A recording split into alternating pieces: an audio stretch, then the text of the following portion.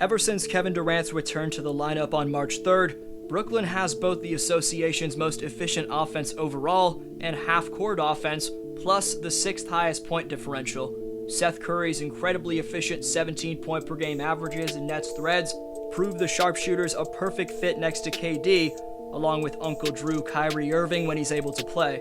Combine that with the mid-season pickup of Goran Dragic, and you're looking at a nightmare-imposing lower seed.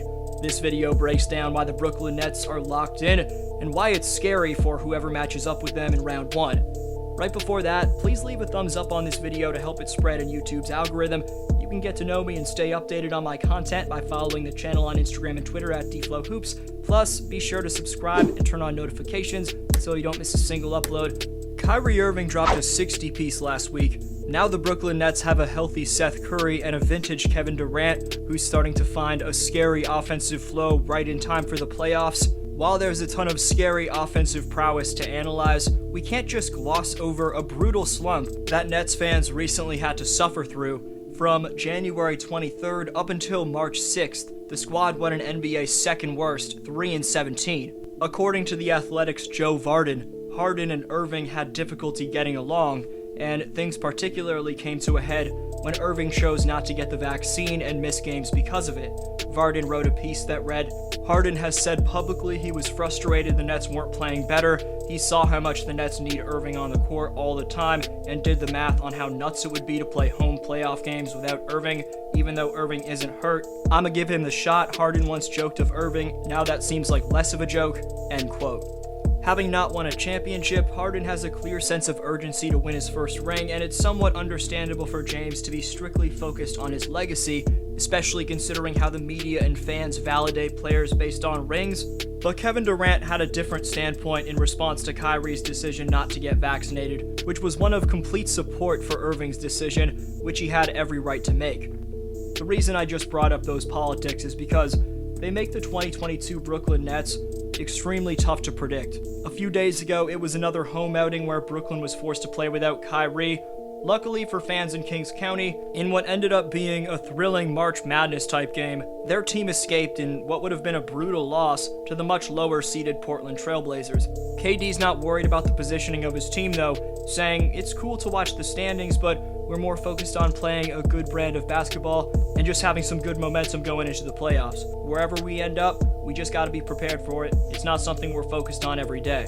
Against Portland, Durant fueled the Nets to a dramatic comeback win with 38 points, his 19th 30-plus point game of the year, making 11 of his 15 shots from the field, 2 of 3 from distance, and a season-high 14 of 15 from the charity stripe.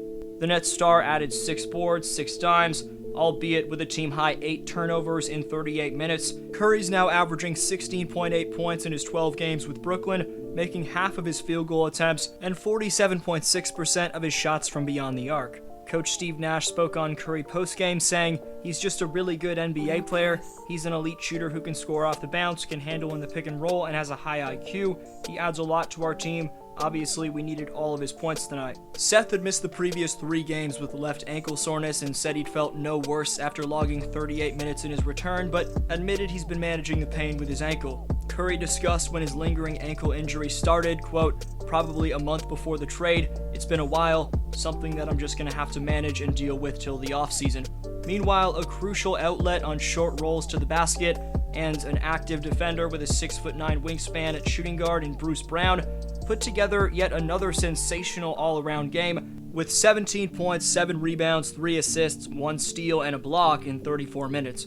The 5-man acquired in the Harden trade, Andre Drummond, had 17 and 9, and over the past 6 games without LaMarcus Aldridge, the 28-year-old's Big Penguin is averaging an extremely productive 14.3 points and 10.5 rebounds.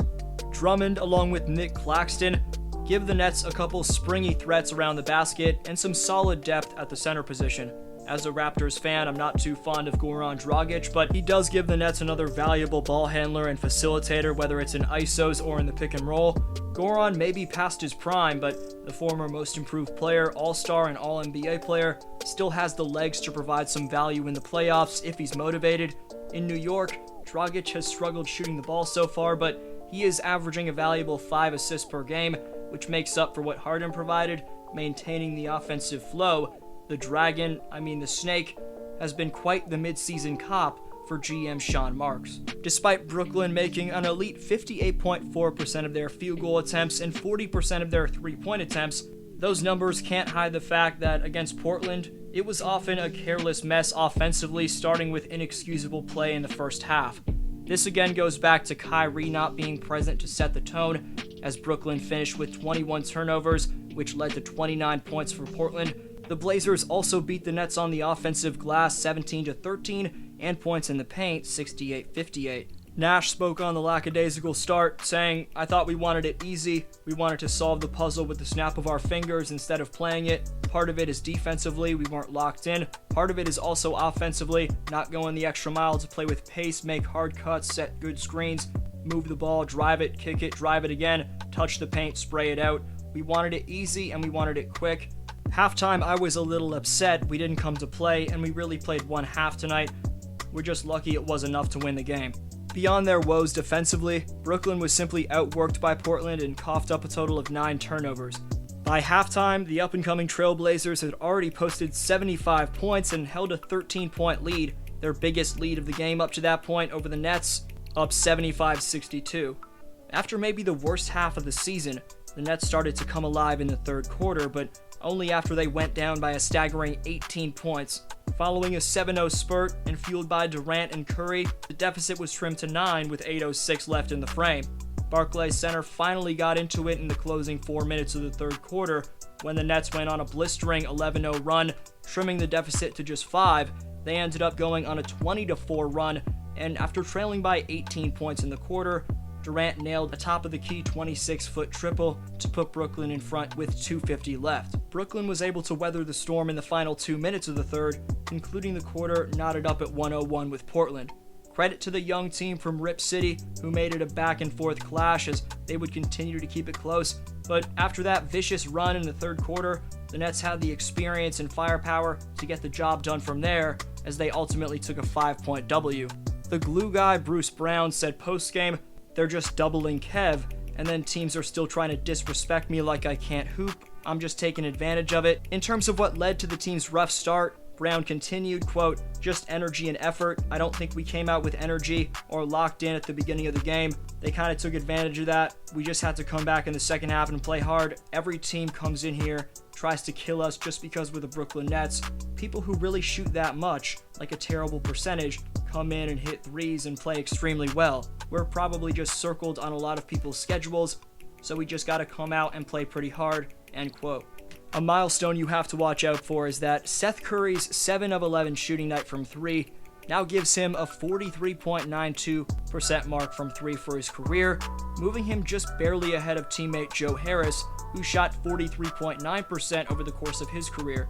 That makes Curry number 3 all-time in three-point percentage. The injured Joe Harris is number 4, and Drazen Petrovic is number 5. Seth was one of the most efficient players in 2021's playoffs for the Sixers, so we'll see if the younger Curry bro can keep that up in 2022's playoffs.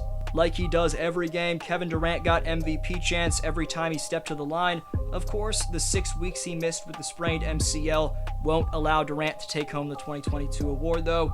Like the class act he is, when asked about the chance postgame, KD expressed gratitude and said he isn't bothered by his bad fortune, saying, "Nah, it's not frustrating. I've experienced what it's like to win MVP, and that doesn't validate me as a player. I mean, I know what I can do, so it's always great to see some home fans, some hometown love, and it's great when fans recognize you as one of the best players in the league. But nah, I wouldn't say I'm pissed off or mad that I got hurt. It's just a part of the game, but I understand the type of player that I am." In terms of who KD would pick for MVP, he said, "I would go between Joel Embiid, DeMar DeRozan, Ja Morant. Those are my top 3. I would probably go Joel, could throw Jokic in there, but I'd go Joel." But in your opinion, who's the 2022 MVP? Best answer down below in the comments section gets next video shoutout. Top 5 commenters by tomorrow, March 21st. Receive free NBA merchandise of their choosing this spring, so leave your take on today's question to compete in Community Speaks. Today's Speaks winner is Kent Saludo. Pause to read the rest of Kent's great answer on the Timberwolves and the honorable mentions. Appreciate every answer. I hope you have a great one, and I'll see you next video.